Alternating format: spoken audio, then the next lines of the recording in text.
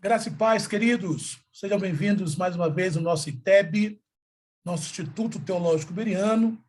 Eu sou o professor Gerson Alves e, nessa ocasião, estarei ministrando acerca da interpretação bíblica. Só para você entender como é que vai funcionar a dinâmica da nossa aula, esse curso ele tem a duração de 2 aulas, tá? 2 aulas.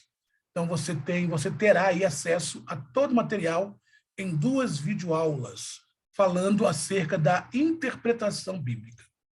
Quando nós falamos de interpretação bíblica, nós estamos falando, principalmente, de 3 matérias teológicas. Existem 3 matérias teológicas, que são essas matérias que são responsáveis no quesito interpretação bíblica. São elas a hermenêutica, a exegese e a homilética. Na verdade, a homilética já é a construção do texto, que já passou pela hermenêutica, já passou pela exegese, né? A homilética já é a fala, já é você apresentando o seu sermão, já é você apresentando aí o seu estudo. Então, primeiro você passa pela hermenêutica, pela exegese, que são matérias que vão te dar ferramentas de interpretação.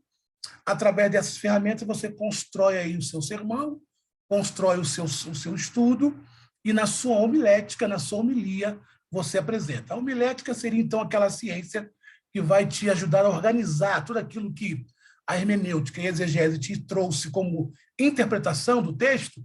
A homilética, então, vai te ajudar a organizar como você vai pontuar o seu sermão. No nosso caso, hoje, nós iremos falar sobre a hermenêutica e a exegese, que são ciências que nos auxiliam na interpretação de texto. No nosso caso, a exegese que nós usamos é a exegese bíblica, porque o instrumento que nós usamos, a ferramenta que nós usamos, ou a literatura que nós usamos para interpretá-la é a Bíblia.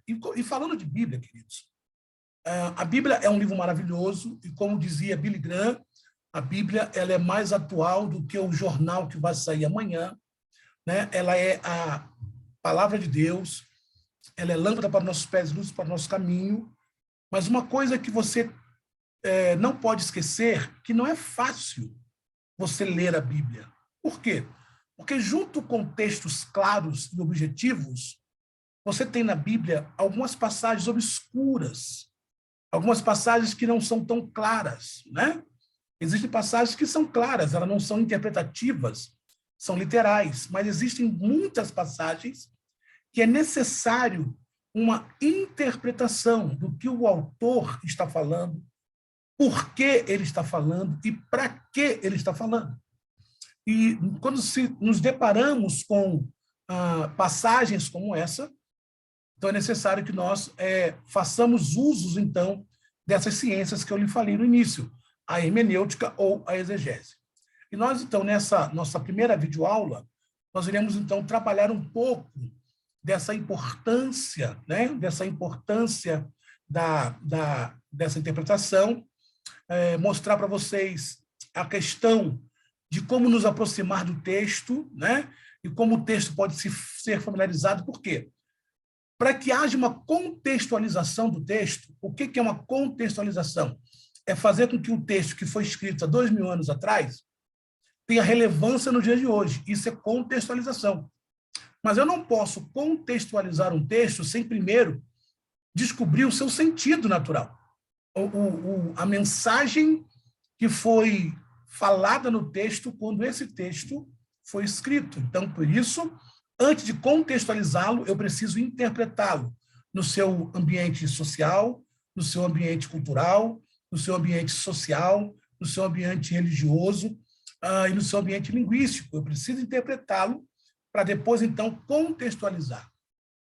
Eu sei que, às vezes, essas 2 palavras, hermenêutica e exegese, não seja muito comum para muitos dos que estão me ouvindo agora, mas sempre que você está diante de um texto, sempre que você está lendo um texto, você está se deparando ou você está se colocando na condição de intérprete daquele texto. E nós, então, hoje vamos dar essas ferramentas que vai te auxiliar na interpretação de cada texto. Tá certo? Outra coisa que eu também preciso falar é que existem alguns teólogos que entendem que hermenêutica e exegese sejam a mesma coisa.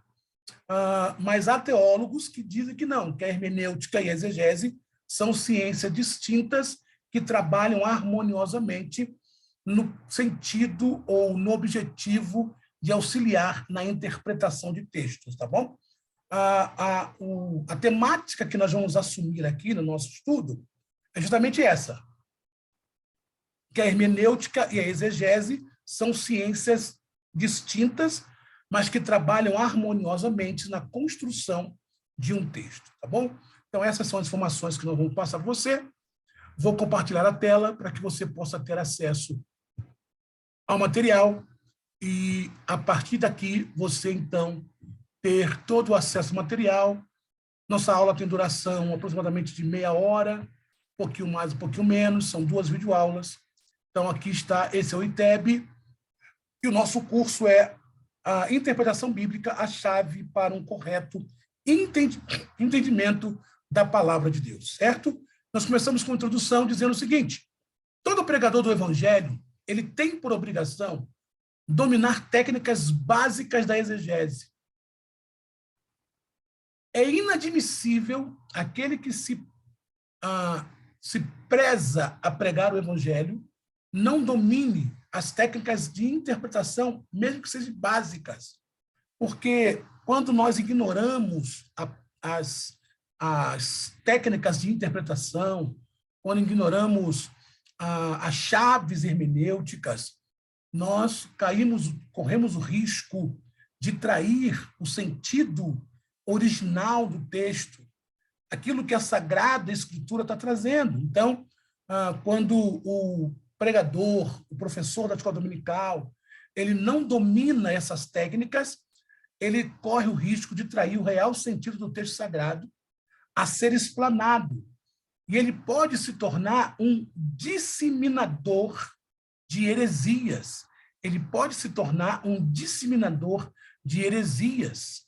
Portanto, então, se nós ainda não dominamos essa arte de interpretar, de compreender os textos, vamos, a partir de agora, estar vendo cada interpretação, cada regrinha, que vai nos auxiliar na nossa interpretação de texto, tá bom? Então, essa é a nossa intenção hoje. E nós começamos com essa pergunta: o que é e do que se trata a exegese? Então, o que é a exegese e o que ela trata? Bem, a exegese, ela é a disciplina que aplica métodos e técnicas que vão ajudar na compreensão de texto. Então, a exegese é uma disciplina teológica, no nosso caso, até a exegese bíblica, é uma disciplina teológica que ela vai nos trazer métodos e técnicas que vão nos auxiliar na compreensão do texto. Aí cai aquela questão que eu acabei de falar. Do ponto de vista etimológico, hermenêutica e exegese são sinônimos. Mas hoje os especialistas costumam fazer a seguinte diferença. Bem, para a hermenêutica seria a ciência das normas que permitem descobrir e aplicar o verdadeiro sentido do texto. Então, a hermenêutica é aquela ciência que vai nos auxiliar a descobrir e a explicar o verdadeiro sentido do texto.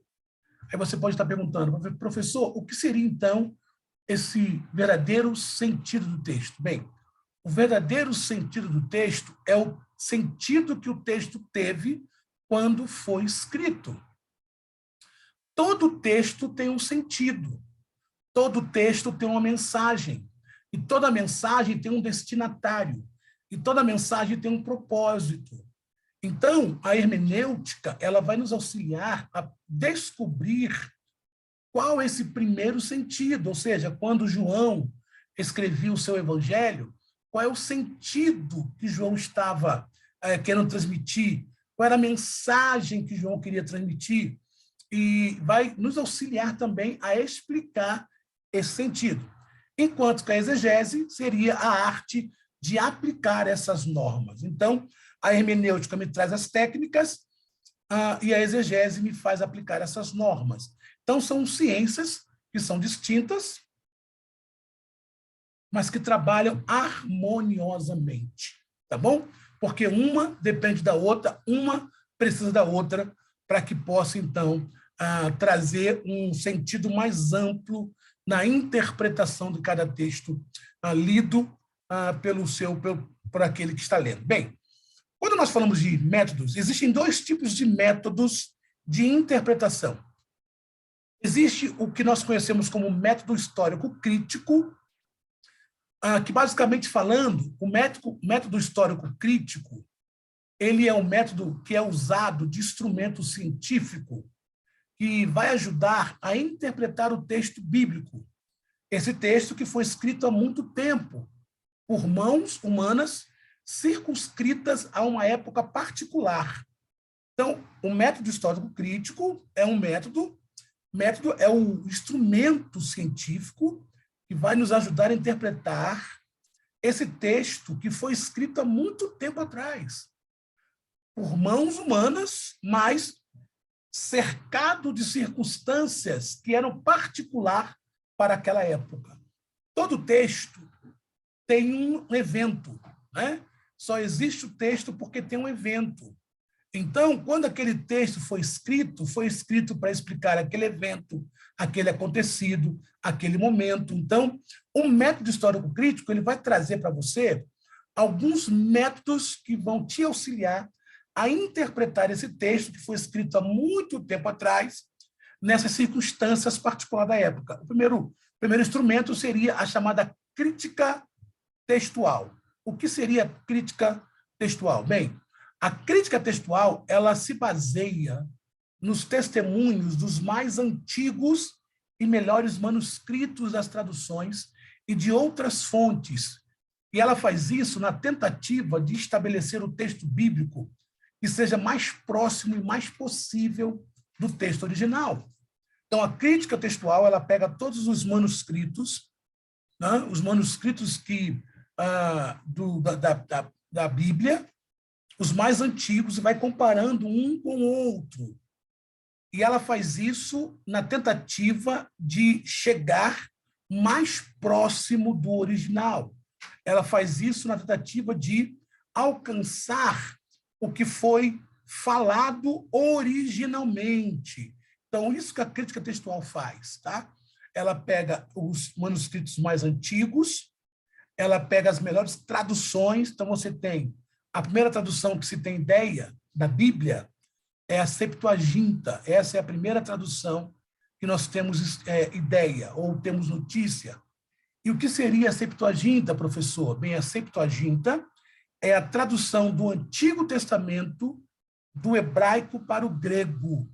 Nós temos a Septuaginta, que é a primeira tradução do Antigo Testamento, apenas o Antigo Testamento para o grego, por Alexandre o Grande.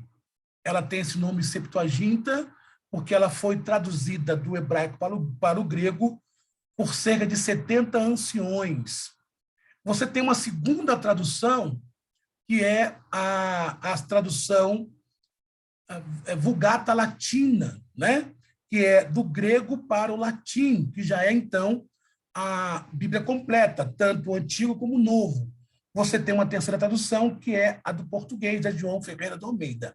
Então, a crítica textual, ela pega todos esses manuscritos e essas traduções, vai fazendo comparação uma com a outra para chegar mais próximo do texto original.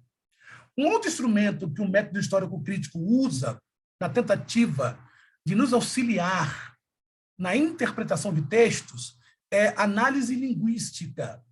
O que seria análise linguística? Bem, é o estudo da morfologia, né? A análise linguística é o estudo da morfologia, é o estudo da estrutura, da formação das palavras. Nós sabemos que as palavras elas são vivas e elas vão se mutando de geração em geração.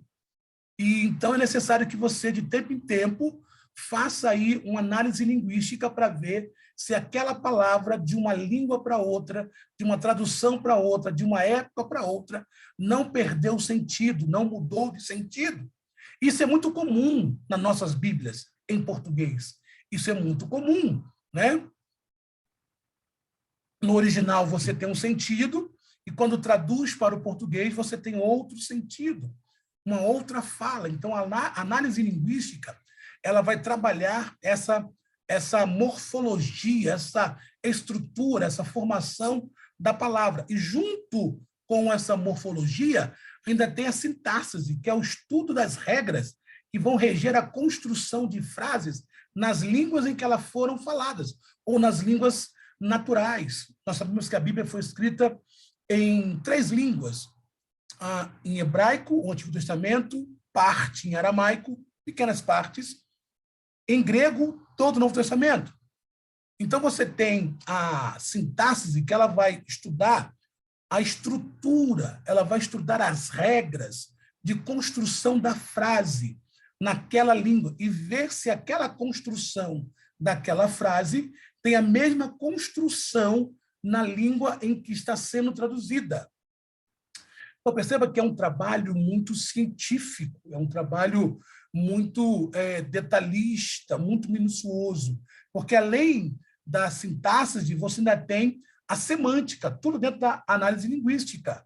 Você tem a morfologia, a sintaxe, e você tem a semântica, que é o estudo do significado. Né? A semântica é o que significa aquela palavra. Será que esses significados têm o mesmo na língua em que vai ser traduzida? Então, isso tudo faz parte do método de interpretação. E o objetivo desse uso é determinar o início e o fim das unidades textuais, o que nós chamamos de perícope do texto. O que é perícope do texto? Perícope é onde começa e termina um pensamento. Então, o texto ele tem um pensamento, então eu preciso fazer essa análise linguística usando a morfologia, a sintaxe, a semântica, para entender aonde começa a perícope, o pensamento, e onde termina o pensamento dentro daquele texto, verificando, então, a coerência dos textos entre si. Por exemplo, se existem diferenças inconciliáveis de pensamento dentro de um mesmo texto, é provável que o texto não é do mesmo autor, mas de vários. Você tem isso no livro de Salmos, né? Você tem vários salmos de vários autores. Você tem provérbios, que, claro, a maioria foi escrito por Salomão, mas você tem provérbios lá de outras pessoas. Então, a sintaxe a análise linguística trabalha nesse sentido, tá bom? Nesse sentido, nesse contexto, também serve para determinar qual o gênero literário daquele texto, se é poético, se é profético, se é histórico, tá bom? Se é parábola. Então, também serve para você analisar e descobrir o gênero literário, o ambiente em que o texto foi gerado. Como eu falei agora, todo texto ele é gerado por um ambiente, por um movimento, por um evento. Bom? Então, qual foi a evolução desse texto ao longo dos anos?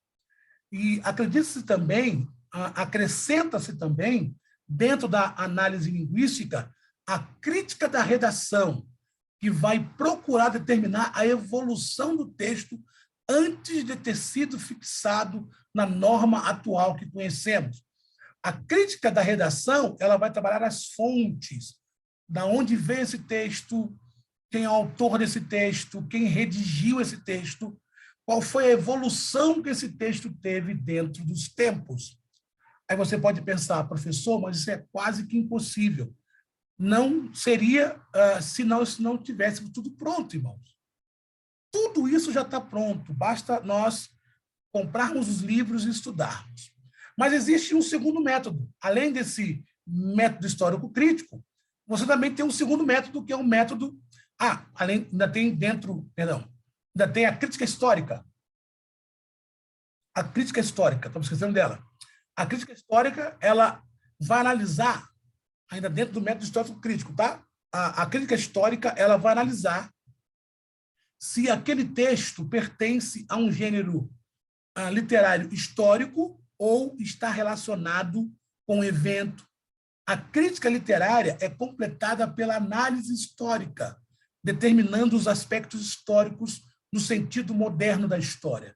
Então, a crítica da história histórica, ela vai estudar qual a história que está por detrás daquele texto. Todo texto tem uma história. Então, eu preciso saber de tudo isso para depois contextualizar. Seguindo, o segundo método é o método histórico-gramatical. O método histórico-gramatical, ou método gramatical histórico de hermenêutica bíblica, busca descobrir de forma objetiva a intenção do autor dentro de um texto bíblico. Qual a sua intenção para a sua audiência original? O que seria a audiência original? Os primeiros ouvintes daquele texto. E ele faz isso para alcançar, para se fundamentar na análise do estilo gramatical de uma passagem e do seu contexto histórico, e cultural e literário.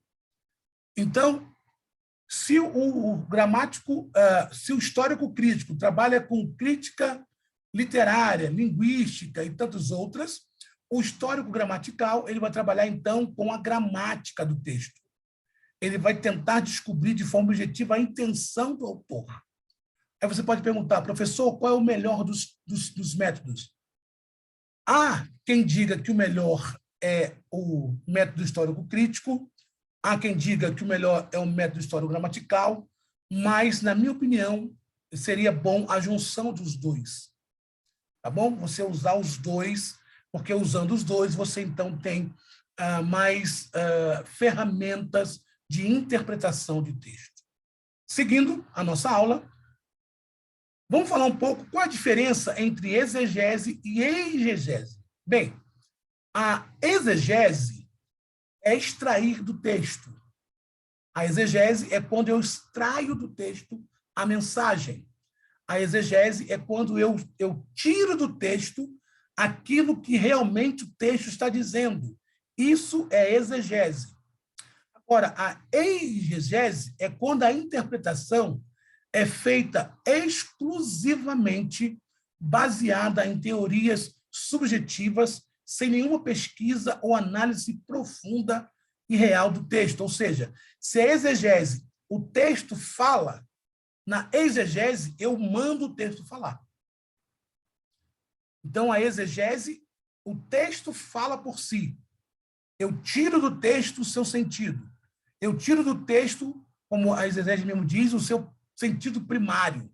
Já a exegese, eu coloco no texto meus pressupostos, eu coloco no texto os meus preconceitos, eu faço o texto falar aquilo que eu quero que ele fale, e isso é errado. O texto não pode falar o que eu acho, o texto tem que falar o que ele fala. E o texto não pode falar hoje o que ele não falou no seu sentido original. Então, uma exegese. Então, se você terminar o seu trabalho exegético e perceber que a construção não está de acordo com aquilo que a Bíblia fala, rasga, joga fora, começa de novo, porque você fez uma exegese e não uma exegese. Tá bom? Então, exegese é quando o texto me fala. Exegese é quando eu falo para o texto falar. A primeira é certa, exegese. A segunda é errada. Por que eu preciso fazer exegese? Porque eu não posso pegar a Bíblia e abrir e pregar? Poder você pode, só não deve. Vou te dar aqui algumas razões por que a exegese é importante. Antes de aprendermos por que a exegese é importante, vamos conhecer 3 palavrinhas-chave, que são elas: cultura, costume e hábito. O que é cultura? Cultura é o conjunto das estruturas sociais, religiosas, das manifestações intelectuais e artísticas e etc. O que é costume? A maneira como fazer determinada coisa. E o que é hábito? Mania. Ação que se repete com frequência e com regularidade. Comportamento que alguém aprende e repete de forma frequente. Por que exegese? É porque a cultura, o costume e o hábito, tanto no Antigo Testamento como no Novo Testamento, estão distantes da nossa cultura e do nosso costume e do nosso hábito por milênios. Entenda aí, vê se você consegue entender. A Bíblia, ela foi escrita para uma outra cultura. Ela foi escrita em um outro tempo. Uma cultura com os hábitos e costumes totalmente diferenciados do nosso. Então, eu preciso da exegese para quebrar esses abismos. Entre nós e o texto, existem abismos culturais, linguísticos. E eu tenho que quebrá-los. Por quê? Porque a cultura, o hábito e os costumes, tanto do Antigo do Testamento como do Novo Testamento, estão milênios de distância do nosso costume, da nossa cultura e dos nossos hábitos. Mesmo que se essas culturas, se esses costumes e esses hábitos do Novo Testamento e do Antigo estivessem menos tempo dos nossos, eles, mesmo assim, seriam bem diferentes da nossa cultura, do nosso costume e do nosso hábito. Assim sendo, muitas das vezes, os escritores sagrados escreveram algo que nós não temos a mínima ideia do que se tratava. O que é um caminho de um sábado? O que é Corbã? Isso tudo está na Bíblia. Tudo está na Bíblia. Então, eu preciso conhecer esses costumes, eu preciso entender esses hábitos, eu preciso me inserir na cultura deles, para que eu possa, então, depois de entender isso, eu venha contextualizar. Então, esses abismos precisam ser quebrados. Esses abismos precisam ser tirados entre nós e o texto, tá bom?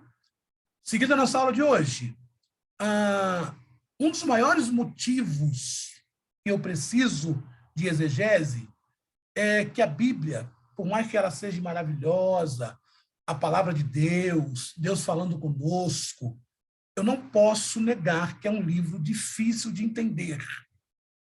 E, além de ser difícil de entender, é um livro antigo. Só para que vocês tenham uma ideia, os 5 primeiros livros do Antigo Testamento, o chamado Pentateuco, Gênesis, Êxodo, Levítico, Número e Deuteronômio, foram escritos por Moisés em 1400 a.C. Quando Moisés escreve esses livros, a mentalidade dele é uma mentalidade oriental. Já o último livro da Bíblia, que é o livro do Apocalipse, escrito pelo apóstolo João, por volta lá do ano 90, depois de Cristo, foi escrito com uma mentalidade greco-romana. A Bíblia foi escrita em línguas que hoje, ou elas são inexistentes, como o aramaico da Palestina, ou totalmente modificadas, como o hebraico e o grego koiné.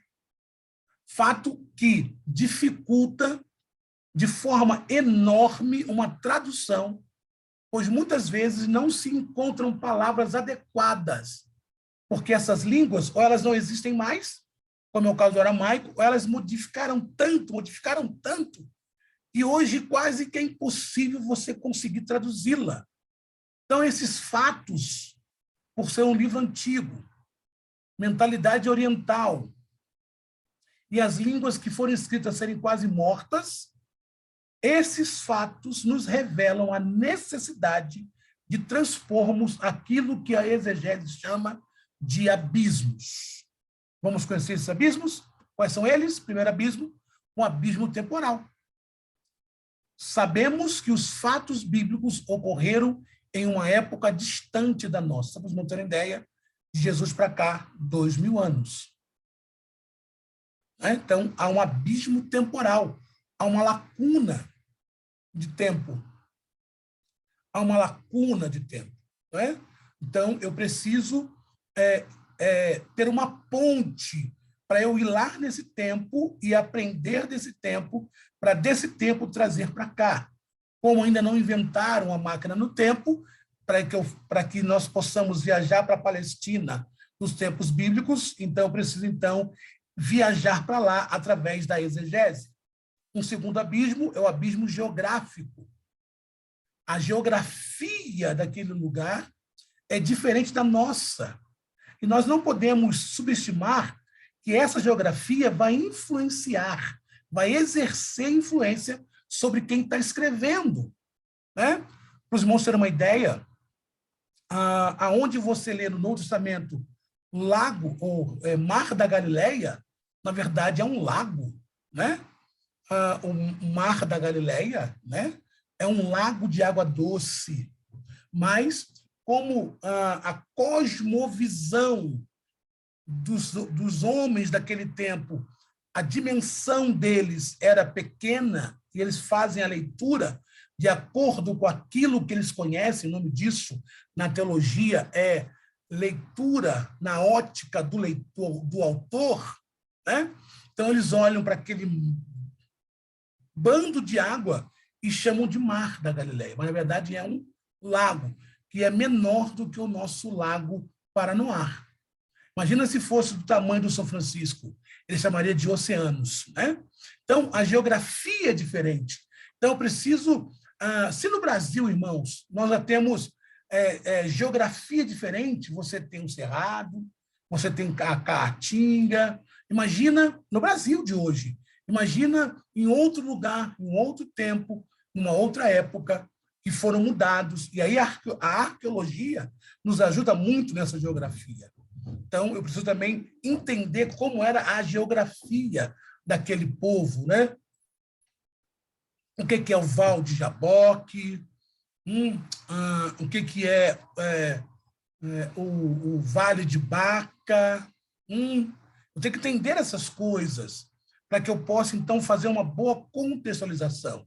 Então, eu tenho um abismo temporal, o tempo entre eu e o texto há muito tempo de espaço, um abismo geográfico, a geografia é diferente da minha. Um terceiro abismo é o abismo cultural. Muitas expressões e comportamentos narrados nas escrituras são tipicamente judaicas. Exemplo, marcos antigos. Você vê isso lá em Provérbios 22, 28. Porção dobrada, segundo de Reis 2:9. Limpar a eira, Mateus 3:12. Regar os pés, Lucas 7, 36, 38, e várias outras. Que expressões são essas? Que comportamentos são esses? Se nós não fizermos essa transposição de irmos lá através de métodos que a hermenêutica nos ensina e que a exegese também nos apresenta, nós jamais iremos transpor o abismo cultural.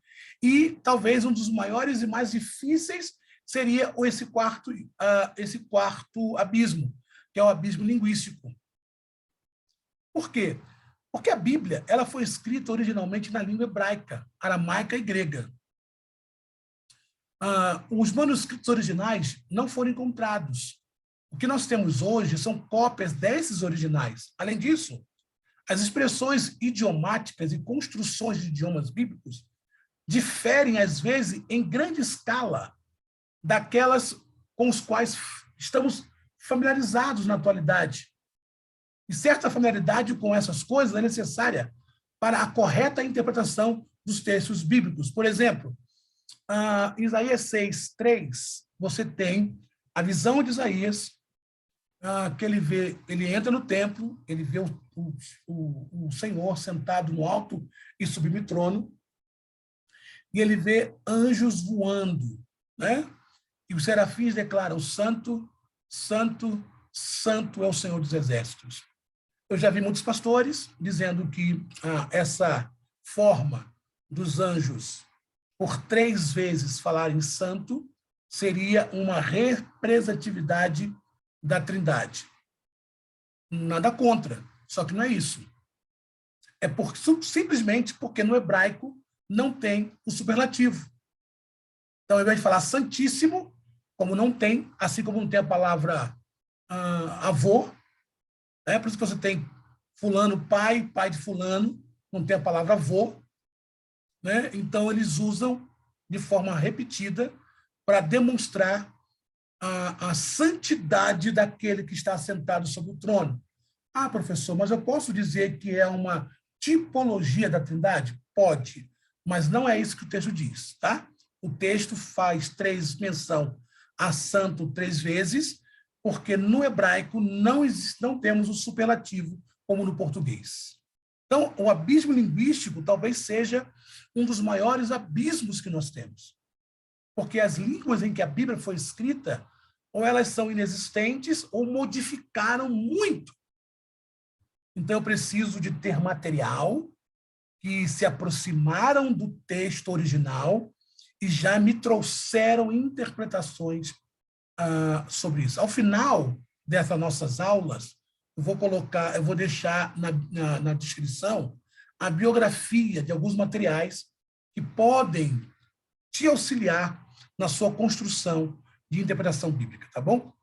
Seguindo, já estamos caminhando para o final. Outro abismo, o abismo causado pelas versões e traduções bíblicas. Na tradução, nós temos o ato de transpor uma composição literária de uma língua para outra. Durante esse processo de tradução, o sentido original do texto ele corre o risco de ser alterado ou até mesmo perdido. Por isso causa da necessidade de se fazer ajuste literário.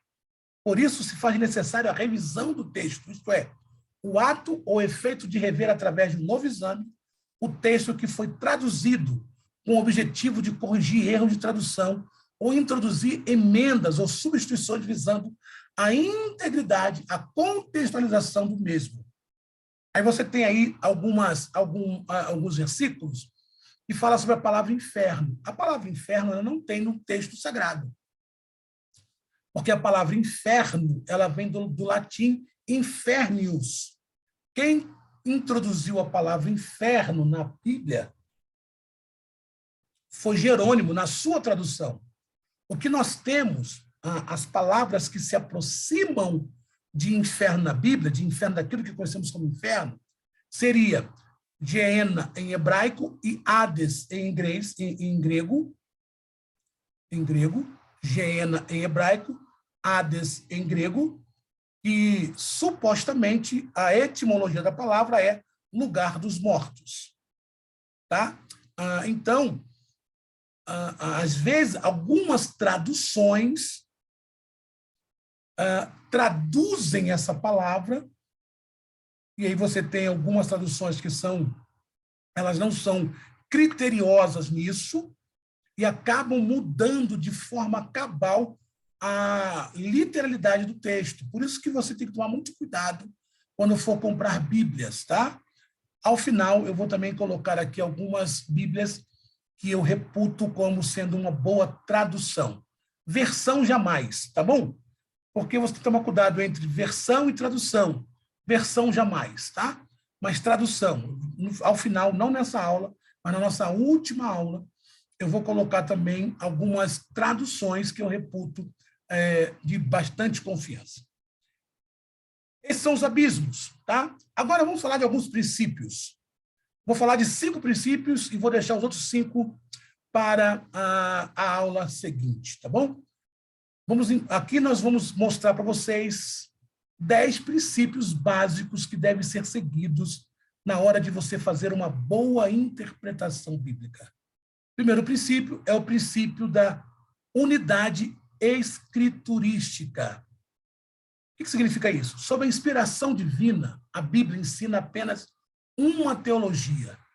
Não pode haver diferença doutrinária entre o livro e o outro da Bíblia. Embora a Bíblia tenha 66 livros, 31.102 versículos, ela é um livro só. A Bíblia não são vários livros, ela é um só livro. Então, quando você olhar para a Bíblia, olhe a Bíblia como uma unidade escriturística. Ela só tem uma teologia. Ela não tem várias teologias. Ela não tem a teologia inclusiva, ela não tem a teologia racista, ela não tem a teologia feminista, ela não tem a teologia machista, não. Ela só tem uma teologia, que é a teologia que se propõe a falar acerca de Deus e das suas maravilhas. Por quê? Porque, embora ela tenha 66 livros, embora ela seja uma pequena biblioteca, ela tem uma unidade escriturística. Esse é o primeiro princípio. Então, um versículo não pode, de maneira nenhuma, contradizer o outro. Uma passagem, um capítulo não pode contradizer o outro. A Bíblia não pode afirmar uma coisa em Gênesis e desafirmar em Levítico. Ela não pode afirmar algo em Deuteronômio e desafirmar em Isaías. Ela não pode afirmar algo em Isaías e desafirmar em Apocalipse. Não pode. Ela só tem uma unidade. Tá bom? Ela só tem uma unidade. Claro, nós não estamos falando de leis restritas ao judaísmo, não estamos falando sobre coisas restritas à lei mosaica, não. Estamos falando de princípios que são eternos, princípios que são universais. Esses princípios universais, eles não se contradizem. Claro que você vai ter coisas na Bíblia que não passaram o nosso tempo, não passaram para a nova aliança, mas geralmente esses princípios que não passaram para a nova aliança são princípios que estão no âmbito territorial, local, ali de Jerusalém. Bom, segundo princípio, deixe a Bíblia interpretar a própria Bíblia. Esse princípio ele vem da Reforma Protestante. O sentido mais claro e mais fácil de uma passagem explica uma outra com um sentido mais difícil e mais obscuro. Esse princípio é uma ilusão do anterior, ou seja, se você está lendo uma passagem e ela não está muito clara, certo? Você está lendo uma passagem na Bíblia e ela não está muito clara, procure uma outra passagem que fale do mesmo assunto, mas de uma forma mais clara, mais objetiva. Professor, como eu vou fazer isso? Você vai ter do teu lado a sua Bíblia, o seu dicionário bíblico e a sua concordância bíblica. Tá bom? A concordância bíblica é justamente para esse momento, aonde eu vou na concordância e pelo assunto do versículo da passagem que eu estou lendo, eu vou ver outras passagens correlacionadas àquela que talvez me dê uma luz melhor e maior sobre aquele texto. Tá? Isso é a segunda regra de interpretação, a Bíblia interpretando a própria Bíblia. Então, se eu me deparo com um texto obscuro, eu procuro um texto mais claro para que eu possa, então, trazer uma claridade sobre aquele texto. Uma terceira regra de interpretação é jamais esqueça aquilo que foi chamado por Orígenes como a regra áurea de interpretação, chamada por Orígenes de analogia da fé.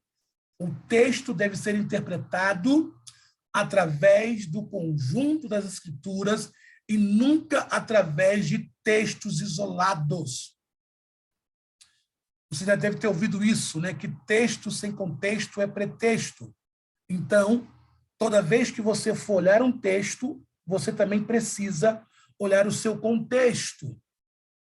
Por quê? Porque aquele texto ele faz parte de todo um contexto, tá bom? Então, nunca interprete um texto a partir de um texto isolado. É assim que nascem as maiores heresias.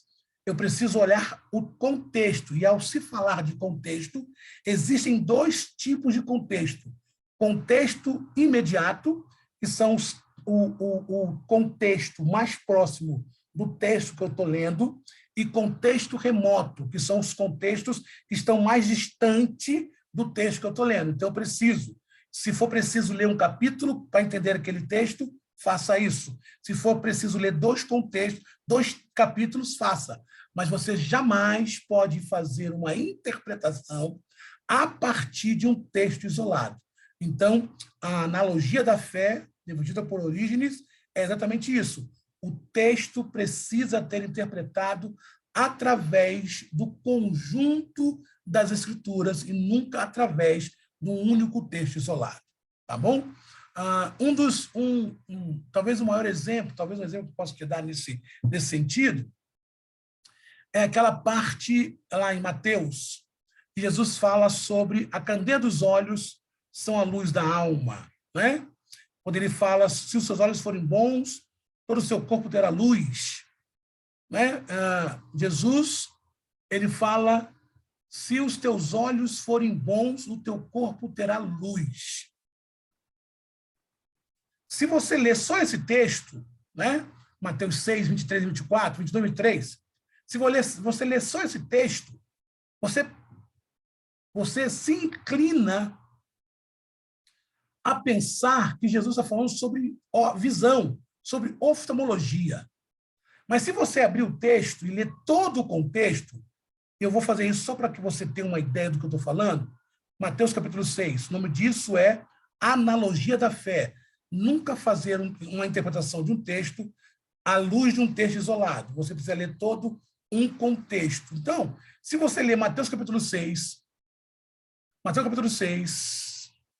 o versículo 22 e 23, você vai pensar que Jesus está falando de oftalmologia. Por quê? Ele fala, se os teus olhos, vou ler esse texto, Mateus 6, 22, os olhos são lâmpada do corpo, portanto, se os teus olhos forem bons, teu corpo será pleno. Porém, se os teus olhos forem maus, todo o seu corpo estará em absoluta escuridão. Por isso, se a luz que está em ti são trevas, quão tremendas são essas trevas? Aí você fala assim, Jesus está falando aqui de visão. Mas não, se você ler todo o contexto, a partir lá do versículo 1º, né? Lá do versículo 19, você vai ver que Jesus está falando sobre o quê? Avareza.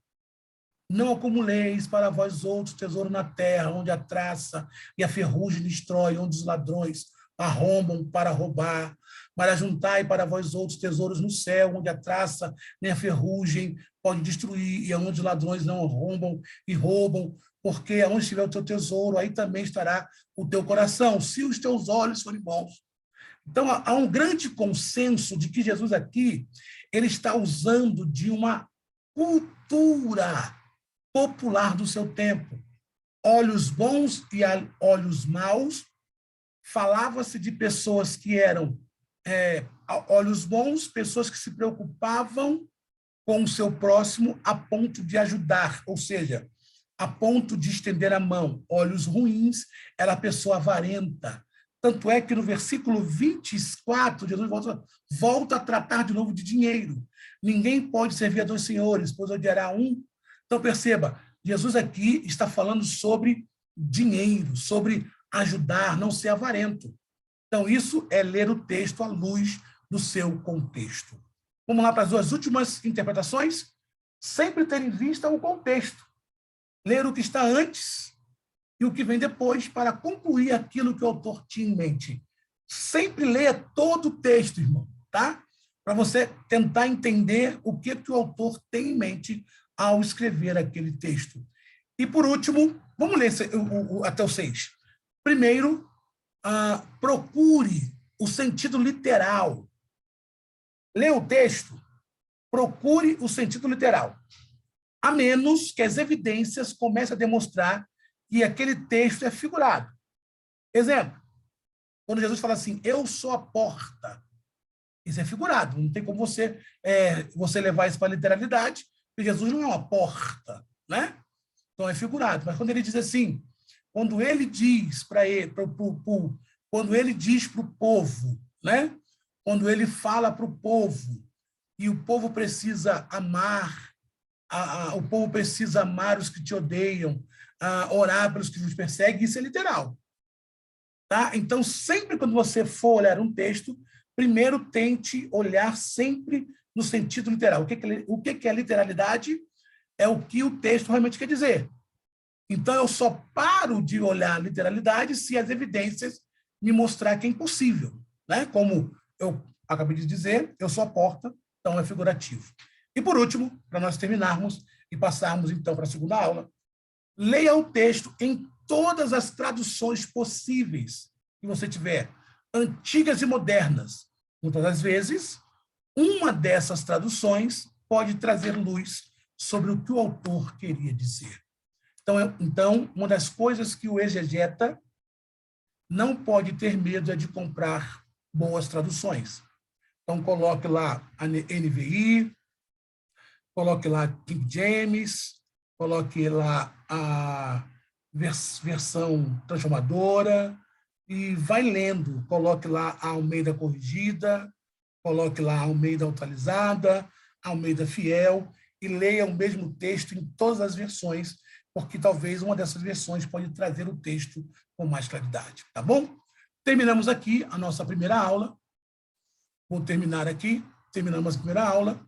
Minha oração é que tudo aquilo que nós falamos aqui possa te ajudar na sua construção exegética, possa facilitar naquilo que você tem como trabalho, que é não apenas interpretar o texto, mas também transmiti-lo de forma clara e objetiva, lembrando que nós teremos uma segunda parte dessa aula, onde estaremos concluindo, então, o nosso curso de interpretação, tá bom? Deus te abençoe, que você tenha aí um bom tempo de aula, que o Espírito Santo fale ao teu coração, e nos vemos numa próxima videoaula. Até mais.